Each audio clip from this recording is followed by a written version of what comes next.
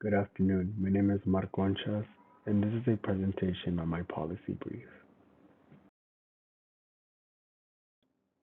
The issue that we are currently facing is high carbon emissions produced by transportation and energy use, which are major contributors to carbon emissions. According to the Maricopa County website, 42.6% of greenhouse gas emissions are produced by energy use and 40.7% by transportation in Arizona.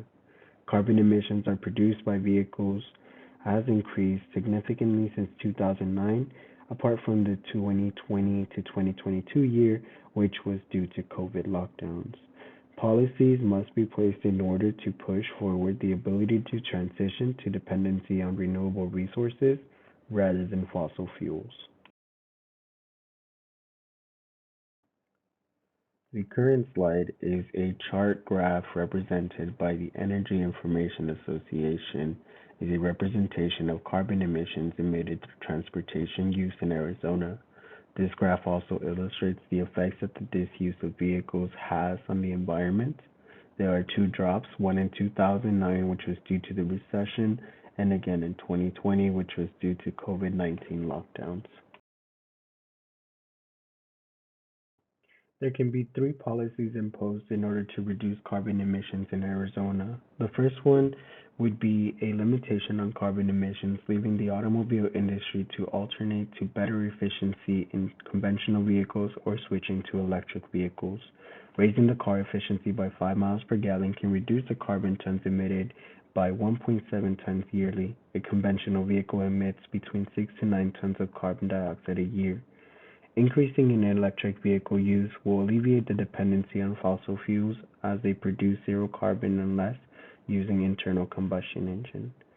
The second method would be to use clean energy in Arizona. Clean energy in Arizona is reimagined as solar energy because Arizona is one of the sunniest regions in the world, taking in 40,000 sunlight hours a year, which is able to produce 7 kilowatt hours a square meter a day.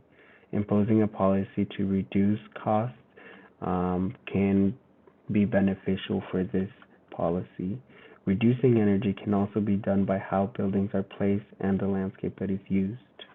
The third method would be to fund a community or a sustainable project, funding carless communities and offering incentives to move into sustainable cities. Funding a carless community can be implemented and would be incorporating previous policies mentioned to reduce the carbon emissions at a larger scale. There's an example in Tempe, which will place 700 living spaces with no residency parking, but offering access to public transportation through incentives. Programs like rideshare vehicles, scooters, and bikes will also be available.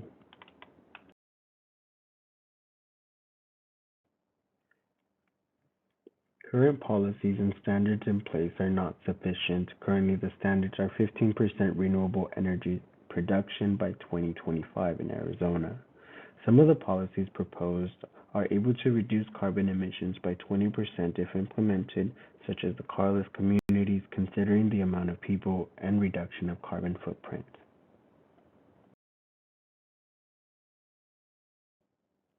Thank you, and I appreciate your time for watching this presentation.